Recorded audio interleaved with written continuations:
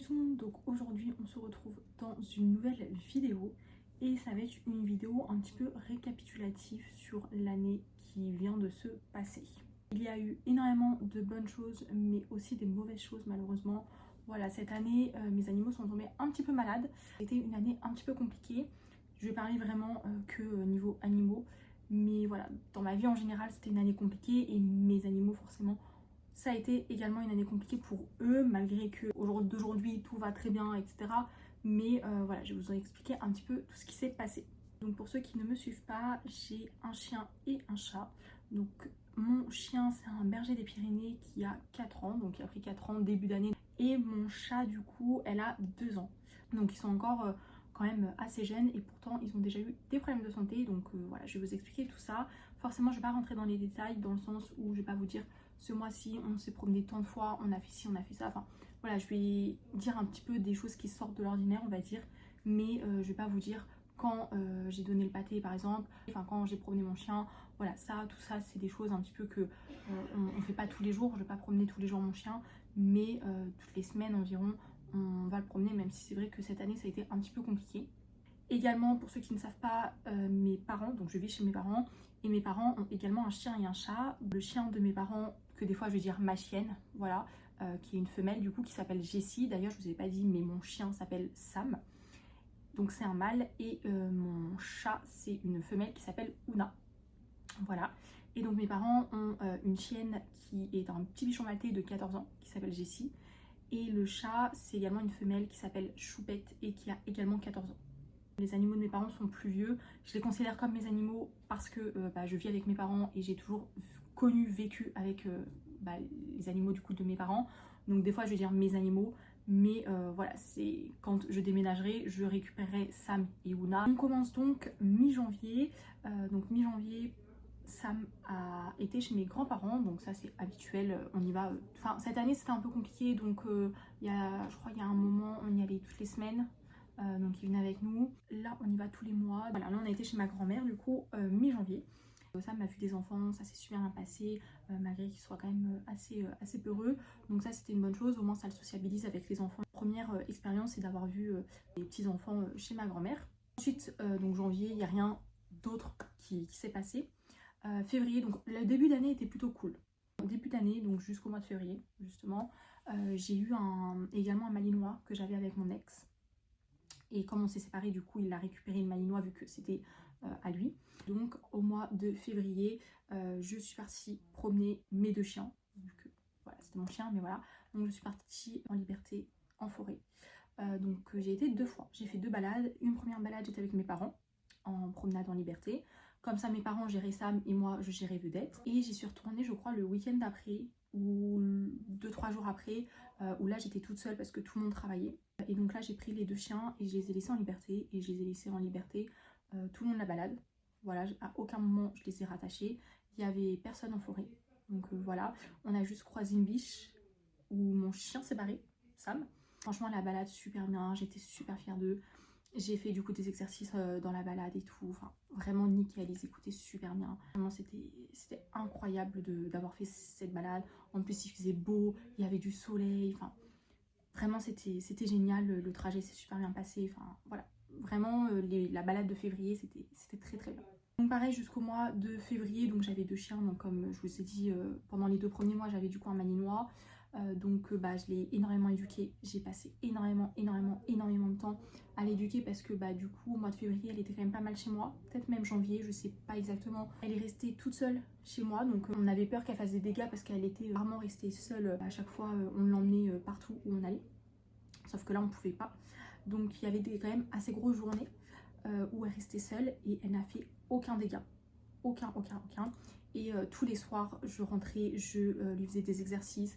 Il faisait froid, du coup on ne pouvait pas aller la promener, en plus on rentrait tard, enfin moi je rentrais, il était 19h passé, donc très tard pour aller se promener, mais du coup je faisais des exercices, et le week-end, balade, voilà, pour dépenser, parce qu'on sentait qu'à la fin de la semaine quand même c'était compliqué mentalement, mais ça se passait super bien, donc voilà, vraiment le mois de février c'était ça, c'était éducation, enfin c'était pas éducation pure et dure, mais c'était voilà la dépense et tout, enfin ma vie était un peu rythmée par rapport au boulot et l'éducation, la dépense mentale de ce malinois.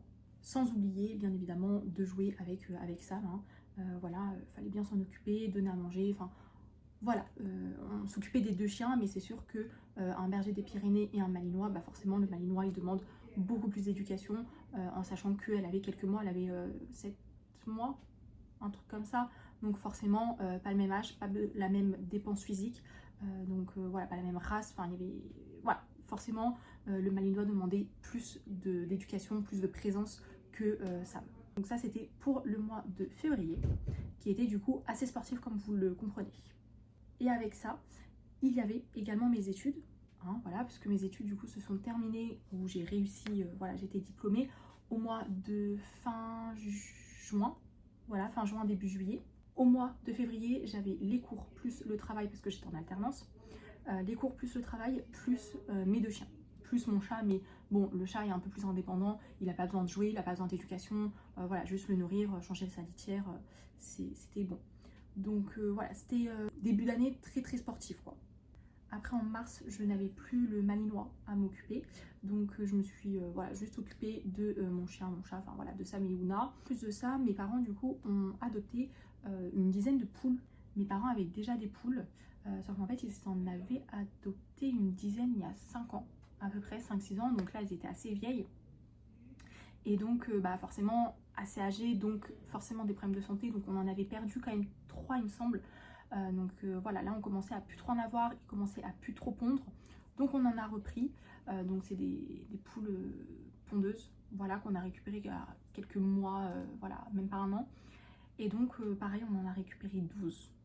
Du coup là ça a fait qu'on avait beaucoup de poules, enfin, et on en a encore beaucoup de poules. Après, au mois d'avril, on est parti en vacances avec mes parents. Donc mes parents sont partis une semaine, moi je suis partie un peu moins d'une semaine parce que lundi, mardi, j'étais en alternance forcément, donc j'avais cours. Mais je suis quand même partie à la montagne. La première fois qu'on partait à la montagne, je suis partie avec mon chien. Je n'ai pas pris mon chat a été gardé par ma grand-mère il me semble. On a pris quand même mon chien, donc on a pris Sam, on a pris Jessie, le chien de mes parents. Et on a pris Nami, donc Nami c'est le chat de ma sœur. On n'a pas pris Ouna, tout simplement parce que moi elle n'a pas l'habitude d'être transportée, elle n'a pas l'habitude de voyager.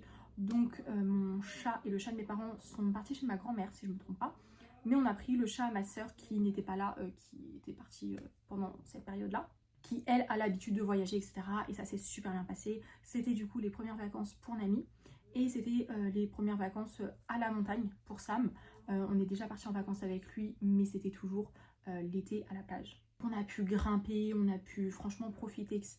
Même si à ce moment-là, c'était une période très compliquée pour moi. C'était le mois de mon anniversaire, mais c'était, je pense, c'est ça qui était encore le plus compliqué. Bref, j'ai vécu une très lourde année. C'était pas les meilleures vacances parce que du coup j'étais bien prise au niveau de la tête, mais je pense que ça m'a fait du bien parce qu'on était à la montagne et du coup on pensait à rien, on pouvait observer le paysage, c'était magnifique, c'était super beau, je vous mettrai des images. Mon chien il a kiffé, il montait partout, enfin c'était génial. Donc voilà, je pense qu'il a bien aimé. Le chat de ma soeur du coup Nami, elle a kiffé aussi. Il y avait une fenêtre, de quoi en fait se poser devant la fenêtre, donc à chaque fois elle se couchait là et elle regardait par la fenêtre, elle était au soleil. Franchement elle a également adoré les vacances. Au mois de mai, qui dit nouvelle poule dit qu'on a dû quand même un petit peu agrandir le poulailler. Voilà, donc au mois de mai on a continué de faire une construction en fait pour agrandir, pour qu'ils aient plus de place niveau abri. Donc j'ai aidé mon père en fait, on était tous les deux et en fait au niveau du poulailler il y a un grillage, donc mon chien peut me voir et donc on était avec les poules dans le poulailler. Et en fait mon chien est arrivé au grillage et il me regardait et il pleurait parce qu'il voulait venir avec moi alors que vraiment il y avait un grillage, il y avait pas 100 mètres qui nous séparaient quoi. Donc à un moment donné j'ai décidé de lui faire confiance. Je sais qu'il est très bien éduqué, j'ai très bien éduqué tout ça.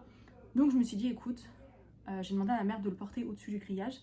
On l'a mis dans le poulailler avec les poules, en liberté, sans rien, j'avais rien prévu. Je crois qu'à ce moment-là j'avais même pas de gâteau, j'ai demandé à ma mère d'aller chercher les gâteaux après qu'il soit dans le poulailler. Et ça s'est très bien passé.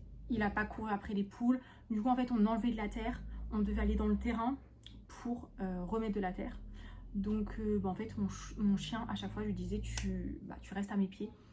Et il restait. un moment, il a couru un petit peu pour jouer avec les poules. Et direct, je lui ai dit non, tu restes au pied. Et il m'a super bien écouté. Franchement, j'étais super fière de lui. J'avoue que j'ai pas réessayé. J'ai pas réitéré cette expérience en sachant que là, en ce moment, je pense que si je fais ça, il va courir après les poules parce qu'il est très très excité. Faut quand même avoir le bon moment. Mais c'est vrai que à ce moment-là, il était très calme. Il était bien dépensé physiquement et mentalement. Donc c'est vrai que j'ai pu faire ça. Et ça s'est super bien passé. Il était avec les poules. Vraiment, il leur courait pas après. Il restait à mes pieds. Vraiment, il voulait juste être avec moi. Donc c'était une chouette expérience. Ensuite, on arrive au 7 juillet. Et c'est là où les problèmes de santé de mes animaux en général, enfin, mais avec ceux de mes parents, mais que de nos animaux, on va dire, se sont enchaînés. Donc ça commence le 7 juillet. J'allais dire janvier. Non, le 7 juillet. On se retrouve avec un chat qui boite. Donc le chat de mes parents qui avait 14 ans. Et tout allait très bien. Franchement, avant ça, elle mangeait, elle n'est jamais tombée malade. Si une fois elle était malade, donc pile poil quand j'ai commencé ma formation d'ASV, elle est tombée malade. Donc on l'a soignée une semaine après, nickel.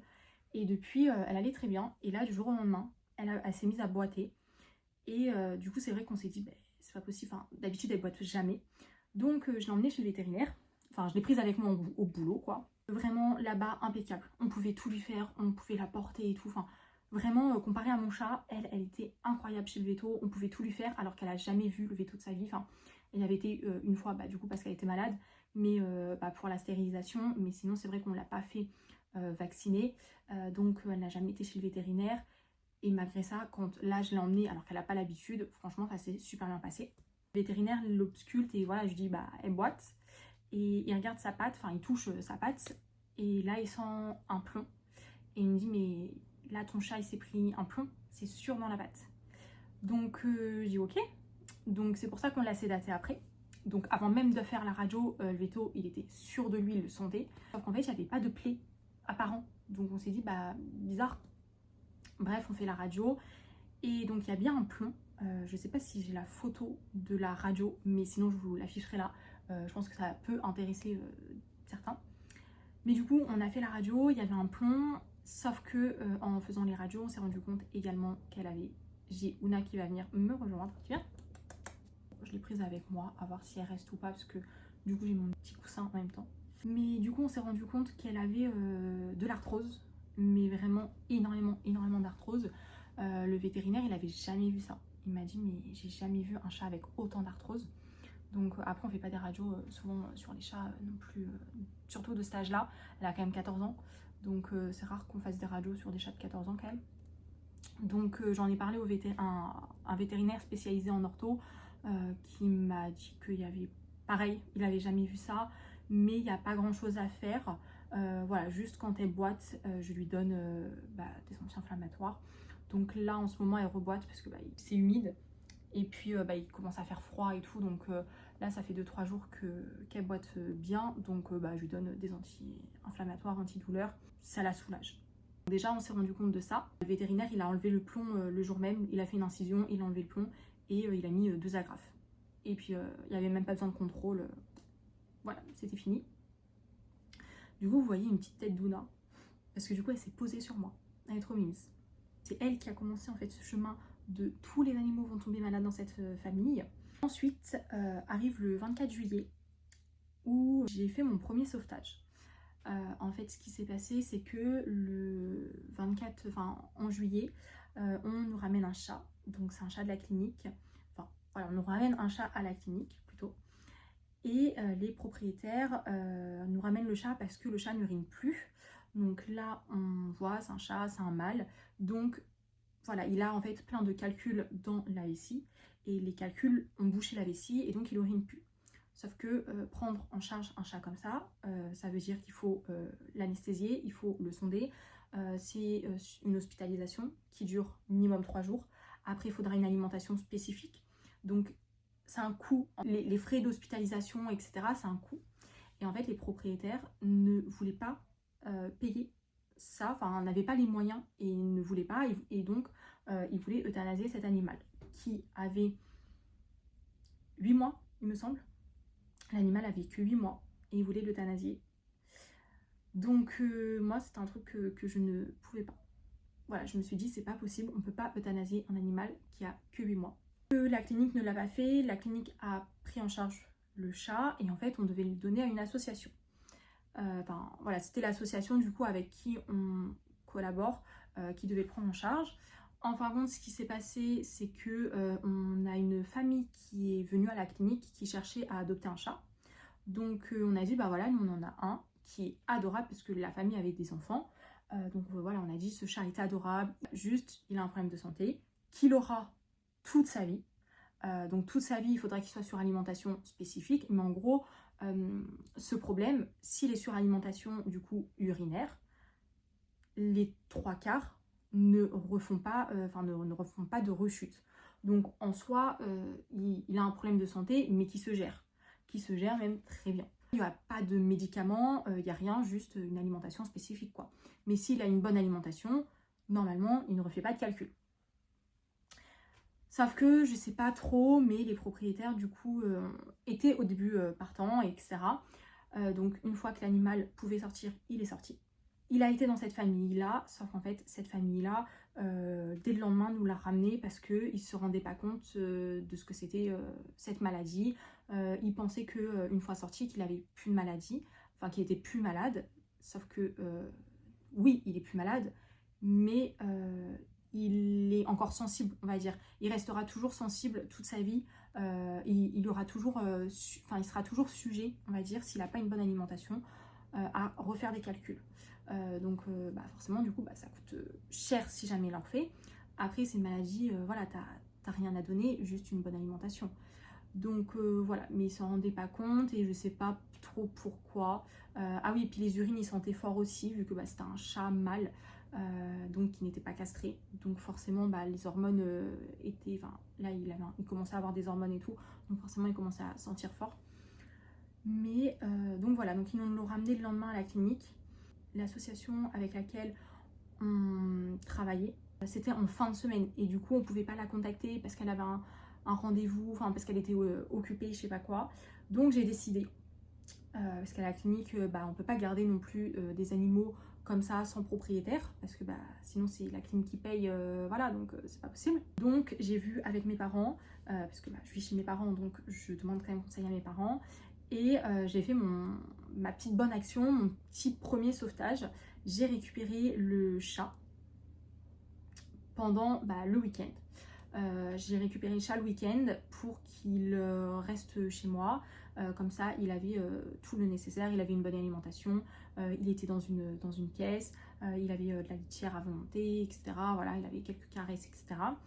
Et le lundi, on a recontacté l'association pour dire par contre la famille elle s'est désistée. Au bout de ces quelques jours, je l'ai donné dans une famille d'accueil parce que moi je pouvais pas être famille d'accueil parce qu'en fait le mâle avait une odeur tellement forte au niveau des urines que moi mes chats ils le sentaient, donc mon chat et le chat de ma soeur, et sauf qu'en fait ça les rendait tellement fous qu'il y a un autre chat dans la pièce qui se battait entre elles alors qu'ils se sont jamais battus quoi.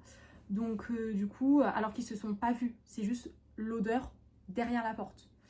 Donc j'ai préféré le bonheur de mes chats à malheureusement du coup ne pas être famille d'accueil pour ce chat, sinon je pense que j'aurais été famille d'accueil. Mais là du coup j'ai été famille d'accueil, on va dire que 3-4 jours, le temps d'avoir la famille d'accueil qui était dans l'association. Donc voilà, c'est une histoire un petit peu compliquée. Voilà, je pourrais en faire du coup une vidéo spéciale dessus, sur ce qui s'est passé, comment on a géré, etc. Ça a été ma première bonne action. Ensuite, on arrive au 16 août, où là, Ouna m'a fait très très peur. Ouna s'est retrouvée du jour au lendemain à gonfler. Sauf que elle, quand elle gonfle toujours au niveau du cou. Donc elle a gonflé au niveau du cou, sauf que elle m'avait déjà fait ça une fois. Sauf qu'en fait c'était pareil, du jour au lendemain, elle a commencé à gonfler au niveau du cou. Sauf que là, j'avais peur en fait qu'elle gonfle, enfin c'était un peu une réaction allergique. Et donc j'avais peur que ça continue à gonfler et qu'elle respire plus. Voilà, que ça obstrue en fait ses voies aériennes. Sauf que là, à ce moment-là, elle était gonflée. Mais je crois que déjà la veille, j'avais un petit peu vu. Et le matin, du coup, elle était sur moi. Donc moi, j'étais couchée dans mon lit. Et donc elle vient sur moi. Et donc je la caresse au niveau du cou. Et là je sens une petite croûte. Et là du coup il y avait des croûtes et c'était gonflé. Donc je la ramène à la clinique. Donc à la clinique horrible. Voilà, elle a extrêmement peur de la clinique, donc agressif. Donc on a dû la sédater. Sauf que mon chat est en surpoids. Voilà, limite obésité. On va dire, elle mange très très bien à la cantine, mais soit. Et en fait, ce qui s'est passé, c'est que du coup, on l'a sédatée.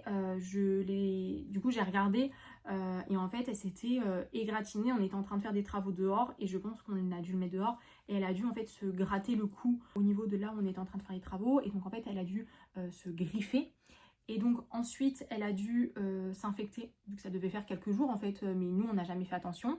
Et donc ça a dû l'irriter. Donc déjà, elle se grattait, je me souviens, elle se grattait, donc forcément, elle devait se faire encore plus mal.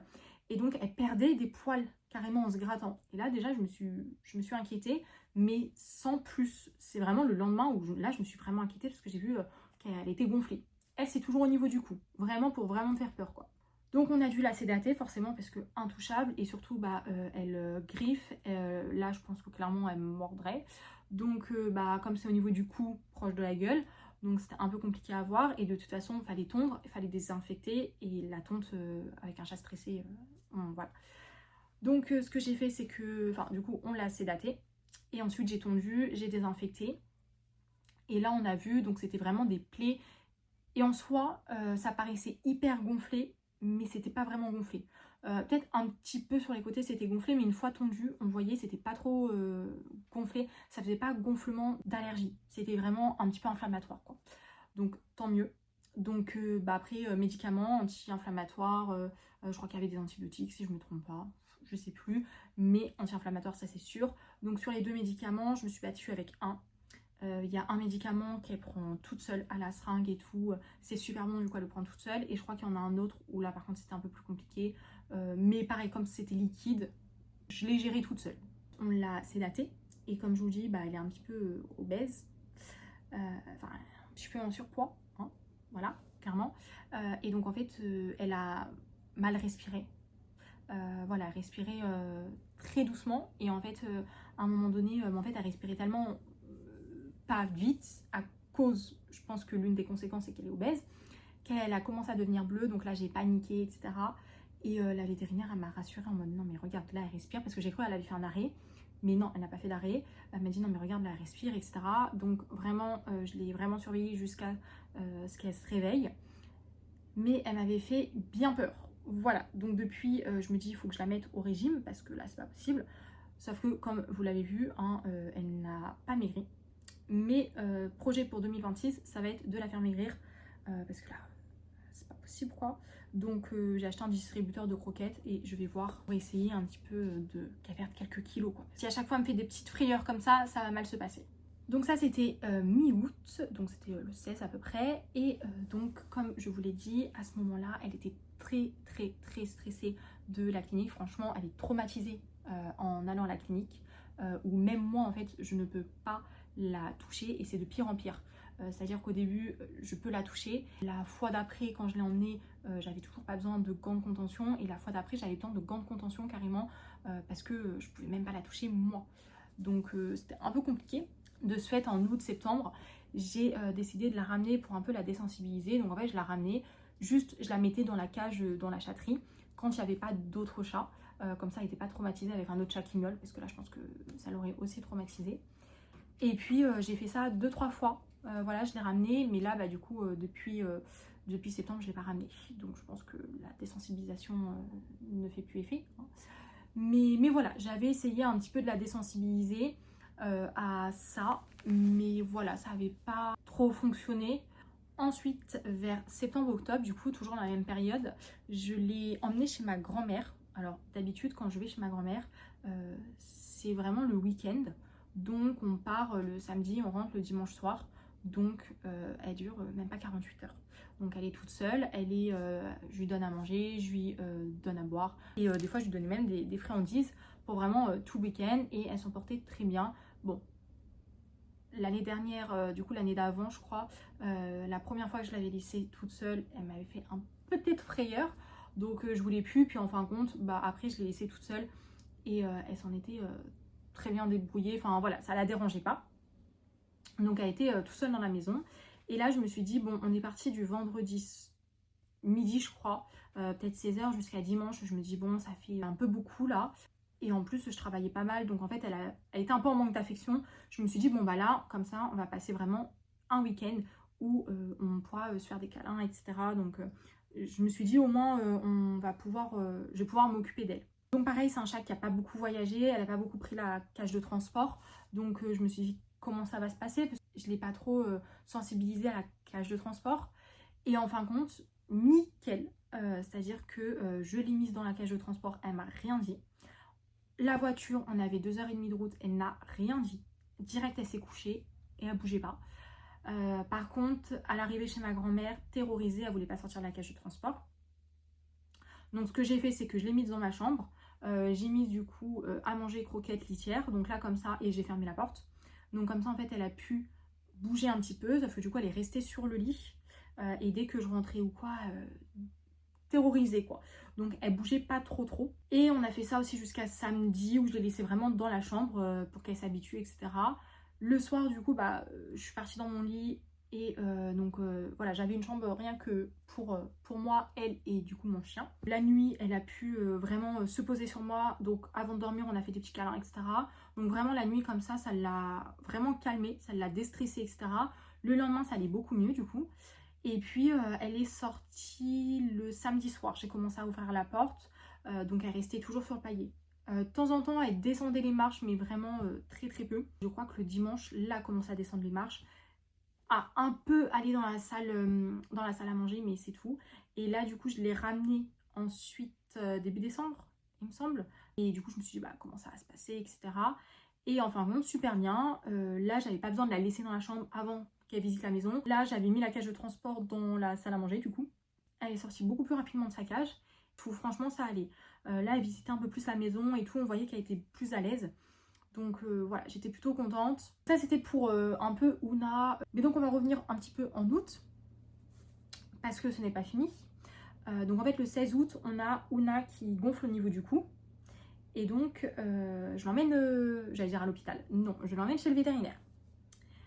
Ensuite, moi je ne suis pas là pendant du coup presque 3 semaines il me semble. Voilà, donc mes animaux restent chez mes parents. Mi-août du coup, ma mère m'appelle et non, oui elle m'appelle en me disant là ton chien ça va pas, il veut pas manger, il veut pas se lever, etc. Enfin vraiment pas bien. Donc là je panique parce que mon chien il a que 4 ans déjà, et mon chien qui ne veut pas manger, là c'est anormal. Donc voilà, moi mon chien c'est un gros gourmand, et là il ne voulait pas manger son pâté. Donc encore les croquettes ok, mais les pâtés c'est pas possible. Elle m'explique qu'en fait ils se sont levés et d'habitude donc ils se lèvent, ils mettent Sam dehors, ensuite ils donnent le pâté et ensuite ils se préparent. Mais en plus là ils étaient en vacances je crois. Non, ils n'étaient pas en vacances, mais ils ne travaillaient pas, c'était un vendredi et ils devaient partir chez mes grands-parents pour le week-end. Et moi du coup je travaillais, donc je pouvais pas y aller. Donc j'étais là en mode bon, mon chien tombe malade pile le jour où on doit partir, où mes parents doivent l'emmener chez mes grands-parents. Donc voilà, et donc en fait là ce qui s'est passé c'est que comme d'habitude ils se sont levés, ils l'ont mis dehors déjà, il avait du mal à vouloir aller dehors. Il est rentré, il est parti dormir sur les lits de mes parents. Et il n'a pas bougé, et ma mère a donné le pâté. Donc normalement, juste on prend l'assiette, il est là tout fou à savoir qu'il va avoir son pâté, vraiment hyper content, à tourner autour de nous. Là, il n'a pas bougé. Ma mère du coup a écrasé, a mis en miettes on va dire le pâté dans son assiette. Normalement le bruit de la cuillère pareil il est tout fou. Elle a pu poser les assiettes de tout le monde, toujours pas là. Ils ont dû lui dire, donc quand je dis ils c'est mes parents, ils ont dû lui dire Sam il y a le pâté, tu veux pas ton pâté, etc. Mais 3 fois ils ont dû lui dire qu'il y avait le pâté pour qu'il y aille. Il a quand même mangé son pâté, mais après il a retourné sur le lit et il bougeait plus. Et en fait, du coup, mes parents sont partis sur le lit aussi, je crois, enfin, un truc comme ça. Ma petite soeur qui est descendue, il a même pas été lui faire la fête. Je crois qu'il devait y avoir ma grand-mère ou un truc comme ça. Et donc quelqu'un qui d'habitude n'est pas là tous les jours non plus, quoi. Elle vient une semaine par-ci par-là. Pareil, il lui a pas fait la fête. Et quand ils ont voulu le lever, elle me dit oui, il y a le train arrière qui ne veut pas se lever. Donc là, traumatisée, vraiment, parce que bah, comme tu es dans le métier, tu penses au pire. Tu dis mais il va y avoir ça comme maladie. Là, le train arrière qui ne veut plus bouger, c'est que machin, etc. Enfin, vraiment, tu paniques quand même. En fin de compte, il s'avère que, donc je dis à ma mère, je fais bon bah, tu le ramènes à la clinique à 9h, je commence à 9h, tu le ramènes à 9h. Je le prends et je le laisserai en salle de pause et puis un vétérinaire en fait le regardera entre deux. Donc j'envoie un message sur le groupe en disant bah mon chien arrive à 9h parce qu'il va pas bien, maman. Enfin bref, j'explique que je ramène mon chien quand même. Et donc entre deux, bah, forcément tu penses au pire, en sachant que forcément il fait ça quand je ne suis pas là. En plus il fait ça quand ils doivent partir chez ma grand-mère qui a 2h30 de chez moi.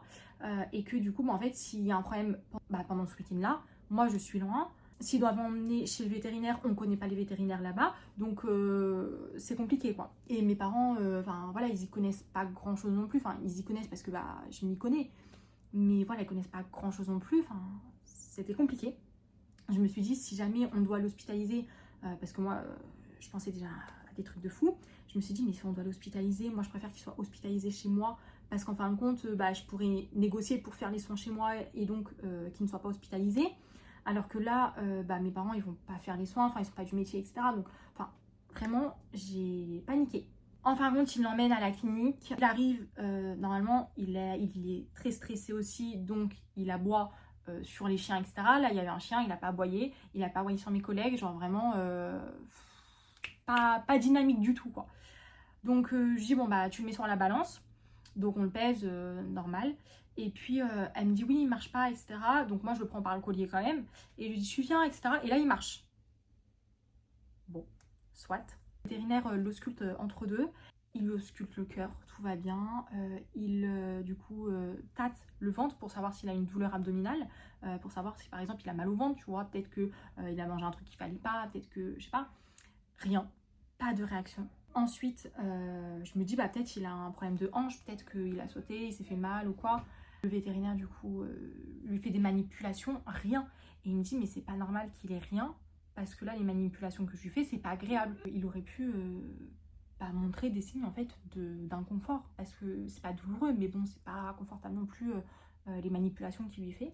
Et là, rien. Il était très calme, et d'un seul coup, il s'est mis à aboyer, vraiment un peu insupportable.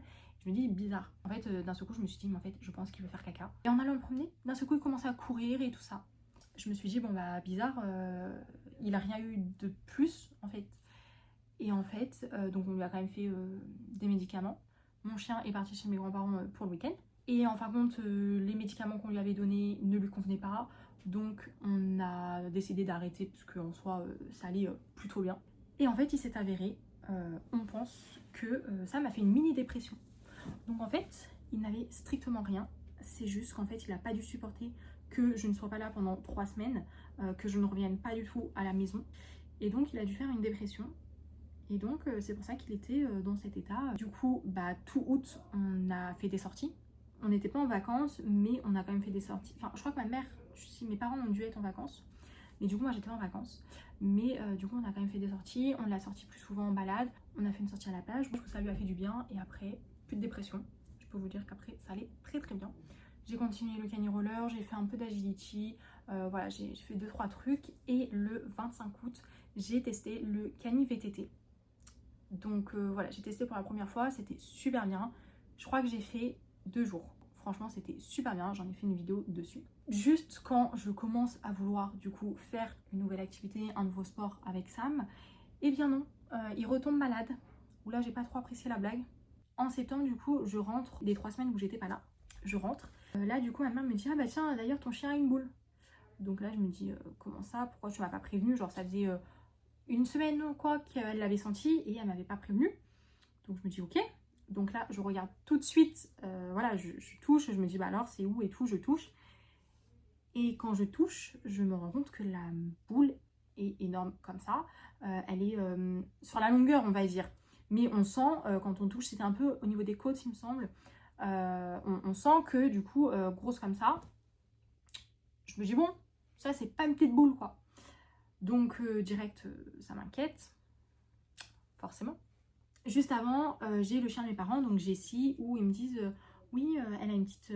on a senti une boule, etc. Parce que c'est vrai que Jessie, je la tripote pas, comparé à mon chien où je suis toujours en train de le caresser, en train de le toucher, etc. Jessie, bah moins. Et donc là, vous avez vu une boule, donc là je regarde et je vois, elle avait un nodule mammaire.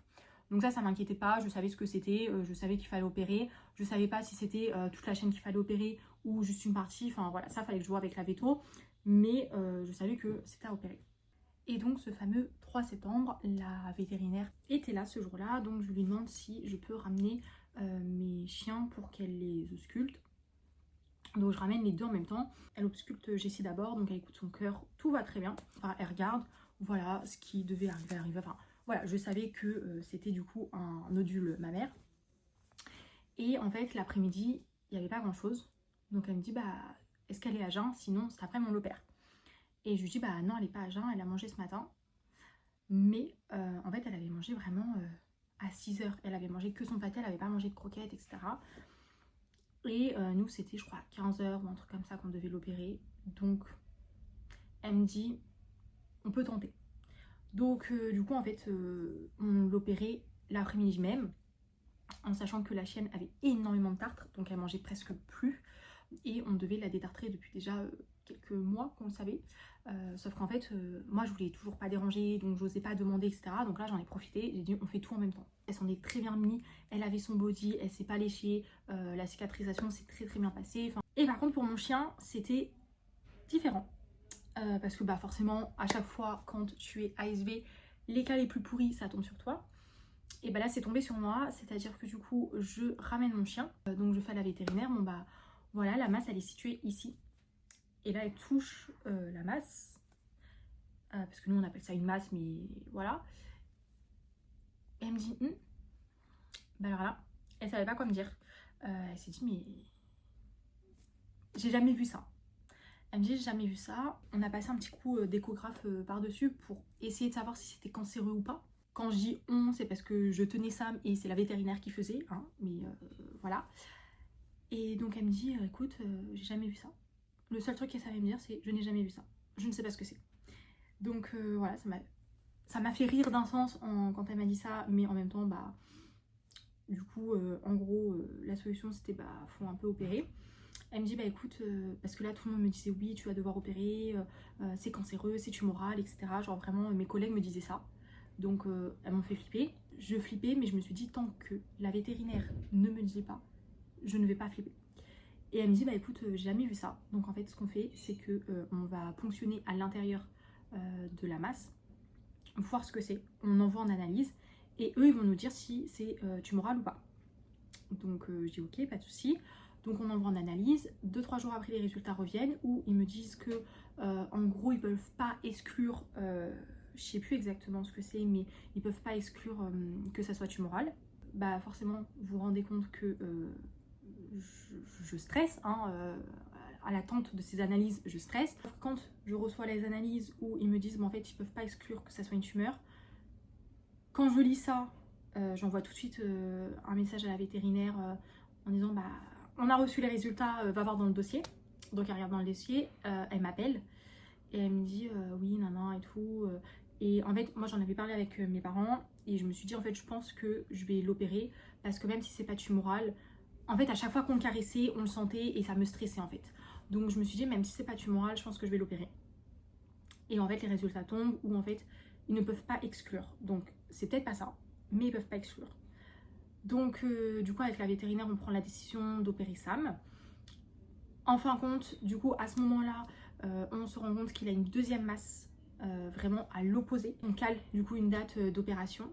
On se rend compte entre deux qu'il y a une deuxième masse. Donc quand on opère, la vétérinaire dit on fait les deux masses en même temps, comme ça on est tranquille. L'opération s'est très bien passée. Au début, je pensais pas rester. Au début, je me suis dit non, je vais pas rester. En fait, j'avais peur de transmettre le stress à mon chien. En fin de compte, je suis restée. En fin de compte, ça m'a pas fait grand chose, franchement, de l'opérer. Je pensais justement que j'allais être au bout de ma vie.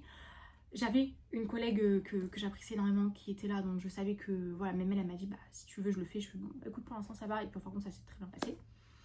Le réveil a été un peu compliqué parce que, bah, hyper douloureux. C'était très douloureux parce qu'en fait, elle a dû s'attaquer aux muscles. et quand tu t'attaques aux muscles, voilà. Et encore, elle n'a pas... Enfin, voilà, je vais pas rentrer dans les termes, mais en gros, ça aurait pu être plus douloureux. Plus, il s'est fait opérer de chaque côté. Donc, de chaque côté, il avait une incision. Donc, en fait, quand il se tournait à droite ou à gauche, il était douloureux. Depuis, il est un peu traumatisé de la clinique en plus. Voilà, donc ça va, il reste toujours mignon. Mais par contre, dès qu'il me voit pas, il hurle à la mort. Il faut que je le réhabitue. Mais voilà, c'est un peu compliqué, mais ça va le faire. On a fait les post-op où ça allait bien, sauf qu'en fin de compte, donc les médicaments, nickel, dans son pâté, tout va bien. Les 15 jours, du coup, il a une collerette, donc moi, je lui avais mis le body. Je me suis dit, on va sacrifier parce que mon chien a les poils longs. Donc je me suis dit, faut qu'on fasse un sacrifice. Soit je lui mets une collerette qui peut le gêner, etc. Et moi, je voulais pas trop de la collerette. Et j'ai dit, soit je sacrifie ses poils. Déjà, je l'avais tondu. Il avait une coupe d'enfer. Je vous mettrai des images et tout, mais vous pouvez même voir sur les vidéos, on voit encore ses poils n'ont pas repoussé. Donc vous voyez là, c'était en septembre. C'était le 11 septembre qu'il s'est fait opérer. Entre le 3 et le 11 septembre, ça a été rapide quand même la prise en charge. Donc le 11 septembre, il s'est fait opérer. Et là, on est au mois de décembre et ça repousse seulement. Donc voilà, mais en même temps, comme il a les poils longs, bah forcément, voilà. Mais là, on commence à moins voir. On voit que ses poils ont repoussé et tout, donc c'est pas mal. Donc j'ai dit, soit je sacrifie ses poils, je lui mets un body, mais du coup, bah, il va avoir des nœuds. Donc il fallait sacrifier plus de poils. Soit je lui mets une collerette. Donc j'ai pris cette décision de sacrifier ses poils et donc de lui mettre un body pour qu'il soit moins embêté. Donc voilà, les 2 premiers jours après l'opération, c'était un enfer. Il était ultra douloureux.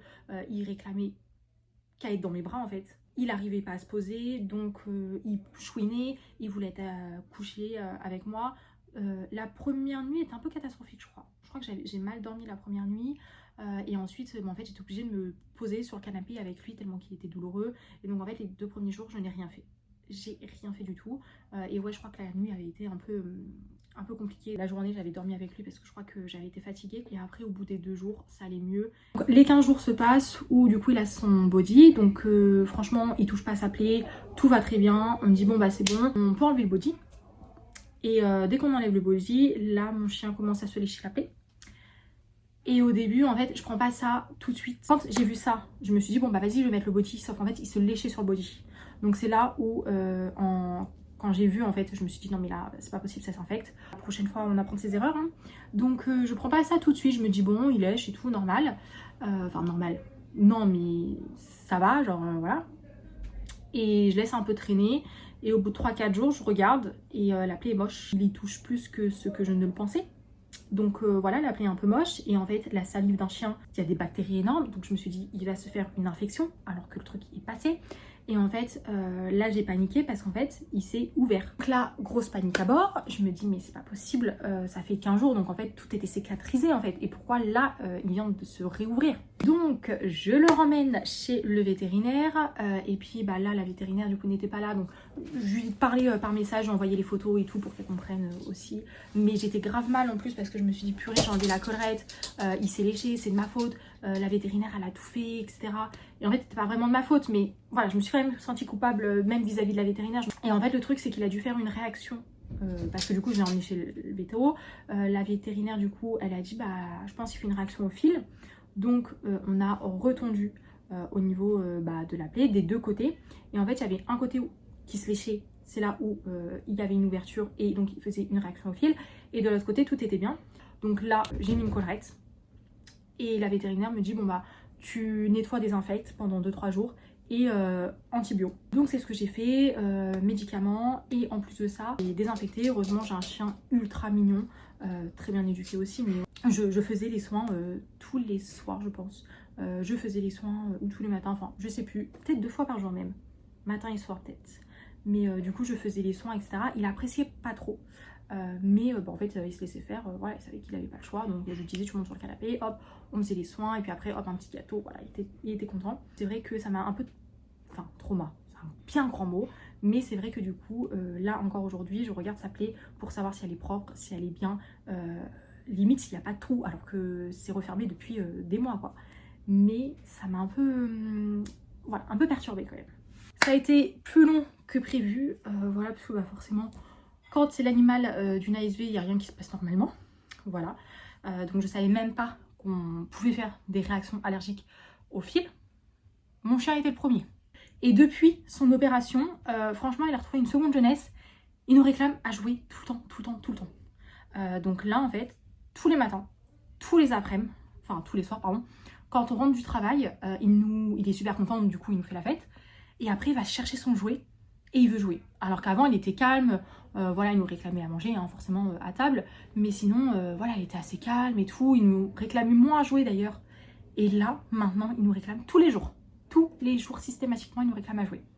Donc voilà, il a vraiment retrouvé une seconde jeunesse. Ensuite, le 17 septembre, j'ai sauvé un canet corso. Voilà, j'ai fait un deuxième sauvetage.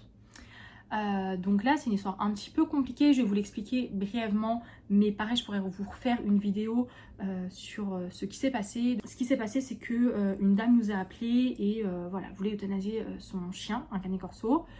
Parce que, soi-disant agressif, elle en avait peur, etc. En fin de compte, le chien, adorable comme tout, donc on avait appelé des associations. Nous, on ne connaît pas d'association par rapport aux chiens.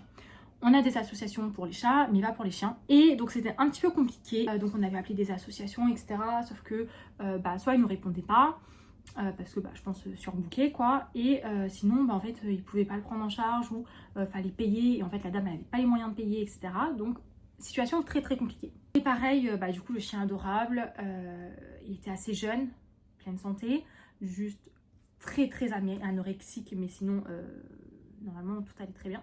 On en parle, et je me dis, mais là, on peut pas l'euthanasier. Donc j'en parle avec mes parents. Et donc en fait, on prend la décision, voilà, je dis on parce que j'en ai quand même parlé à mes parents, hein, mais de le récupérer. Et moi, dans ma tête, j'étais un peu l'association, on va dire, c'est-à-dire que je le récupérais pour le retaper parce que il était vraiment anorexique, forcément pas à jour de ses vaccins, pas castré, rien. Et ensuite, du coup, quand il était retapé, je le trouvais une autre famille. Et en fait, il s'avérait que en fait, il demandait trop d'attention. Un canet corso, je ne le savais pas, mais un canet corso, c'est hyper proche de l'humain. Et donc il réclamait énormément d'attention, sauf que moi je travaille énormément. Je fais du 9h-19h minimum, c'est-à-dire que si on a une urgence ou quoi, je pars pas avant 19h passées, hein. Voilà, c'est pas des horaires de boulot. Donc en fait à tout moment, voilà, je rentre des fois à 20h. C'est pas tous les jours, mais ça m'est déjà arrivé de rentrer à 21h, 22h. Donc voilà, faut y penser quand même. Et du coup, moi, j'allais le voir matin, midi, soir. J'allais le promener, j'allais lui donner à manger. Et je passais en fait le plus de temps possible avec lui. Ça me prenait toute mon énergie, mais c'est moi qui l'avais décidé. Et sauf qu'en fait, lui commençait à avoir des problèmes de comportement. Des problèmes. Je voyais qu'il était traumatisé en fait d'être tout seul, alors qu'avant, il devait être avec une personne qui était tout le temps avec lui. Donc du coup, je l'ai vite... voilà, j'ai fait le nécessaire. J'ai voulu le mettre à l'adoption. Ça s'est pas super bien passé, franchement c'était des galères et tout, mais voilà, je pense que je vous ferai une vidéo franchement détaillée dessus sur mon premier sauvetage, ce qui s'est passé, etc. Mais c'est vraiment hyper compliqué, j'ai eu plein de galères. J'en étais un peu traumatisée, clairement, je me suis dit mais plus jamais je fais ça. Et bon, j'aime trop les animaux, donc moi c'est pas possible de voir euthanasier un chien ou un chat qui n'a rien demandé en fait, bref. Donc quand je l'ai mis à l'adoption, tout le monde n'était pas de mon avis. Mais chacun son avis. Bref, j'avais trouvé une association qui m'aidait. En fin de compte, j'étais pas trop satisfaite de l'association. Et en fin de compte, du coup, quelqu'un devait l'adopter. Et en fin de compte, c'est ma collègue qui l'a récupéré. Donc voilà. Donc j'ai quand même sauvé ce canet corso. Avec moi, ce qui manquait, c'était vraiment de la compagnie. Mais sinon, c'est un chien adorable. Voilà, j'ai sauvé ce petit chien, du coup, ce gros chien. Je l'ai remis un peu en forme, voilà, je lui ai fait tous les trucs nécessaires, etc. Et je me suis vraiment bataillée pour lui trouver une famille. À partir de ce moment-là, avec mes parents, on a dit c'est fini, je ne sauve plus d'animaux parce qu'en fin de compte c'est trop de problèmes, c'est trop compliqué, c'est franchement très très casse-pied, ça te prend toute ton énergie. Franchement, ça m'a puisé toute mon énergie. C'était horrible. Ça m'a fait des ennuis en plus. Voilà, je me suis embrouillée avec une personne et tout. Et en fin de compte, début décembre, on nous ramène un chat entre midi et 2. Pareil, un chat SUF, donc en fait SUF, qu'est-ce que c'est? C'est un chat qui n'arrive pas à uriner, voilà, à cause des calculs du coup dans la vessie qui bloque. Le vétérinaire du coup fait la consultation à 14 h et donc confirme que c'est bien un SUF, donc elle appelle les propriétaires parce que du coup elle l'avait juste déposé parce qu'il ne pouvait pas rester y travailler. Donc la vétérinaire appelle les propriétaires, etc., annonce le devis, il l'envoie par mail. Et là, la propriétaire nous rappelle en disant comme quoi que c'est trop cher, qu'elle n'a pas les moyens, qu'elle veut euthanasier son animal. Chat, 7 mois. Donc je vais voir la vétérinaire. Donc elle me dit ok, pas de souci. Elle remplit un formulaire, elle doit payer avant et tout. Enfin, voilà, tout le truc administratif qu'on doit faire. Et sauf qu'en fin de compte, le chat, bon, soit il devait être hyper douloureux, donc il ne bougeait pas, mais il avait l'air ultra mignon. Il ne bougeait pas de sa cage, tu le caressais, il était hyper câlin, etc.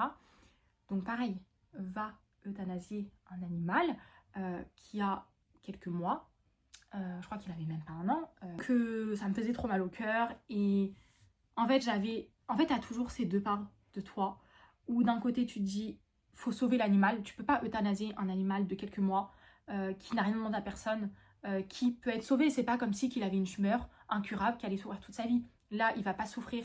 Là, il peut vivre en fait comme un chat normal. Il peut aller à l'extérieur. Même une amputation, c'est plus compliqué à vivre que ça, quoi. Donc, t'as cette part où tu te dis, on peut pas euthanasier un animal, et d'un autre côté, tu te dis, mais maintenant, tu peux pas sauver tous les animaux. Et puis, en fait, je me rappelais de ce qui s'était passé avec le chien, et je me suis dit, non, mais je peux pas, en fait. C'est trop d'histoires, trop d'embrouilles. Et après, je me dis, c'est un chat. C'est différent.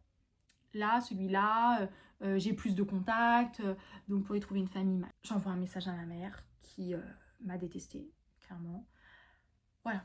Elle m'a détestée, hein, parce que après l'histoire qui s'est passée, même elle, ça lui avait épuisé son énergie. J'ai le feu vert vite fait de ma mère. Donc, tout de suite, je dis à la vétérinaire, je dis, écoute...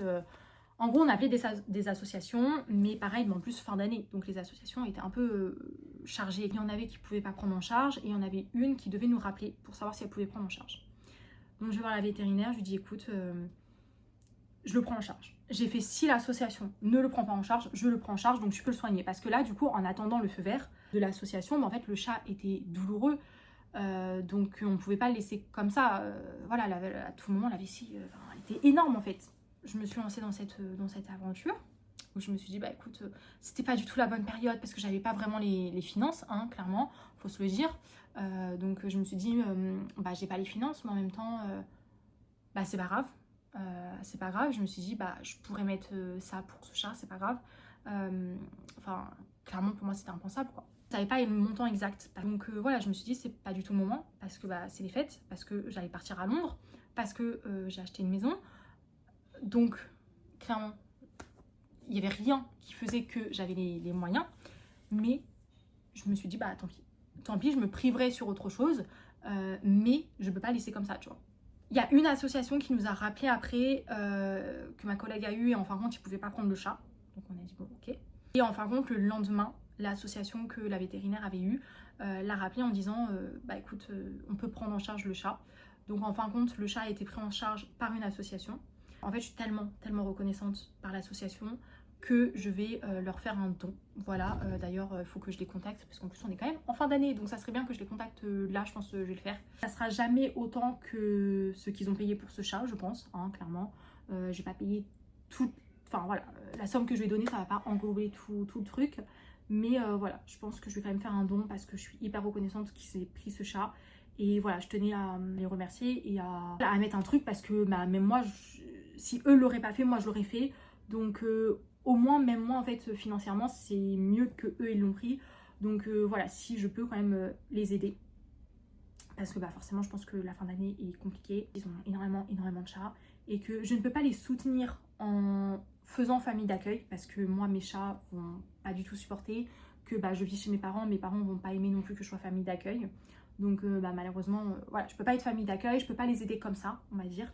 Donc là, je vais les aider financièrement. Voilà pour tout ce qui s'est passé pour cette année qui a été riche en émotions. Où clairement, c'était pas facile, franchement, cette année. Ça a été hyper compliqué pour mes animaux, où ils sont tombés un peu tous malades, et c'était pas des petites maladies. Ça a été une année aussi compliquée au boulot parce que comme vous voyez là, 3 animaux que j'ai sauvés plus ou moins on va dire. 2025 ça a été une année rude, mais vraiment hyper rude. Donc voilà, j'espère que cette vidéo vous aura plu. La semaine prochaine je vais vous faire une vidéo du coup sur ce que je compte faire pour 2026, un petit peu mes projets. Et on se retrouve du coup très bientôt dans une prochaine vidéo. Bye!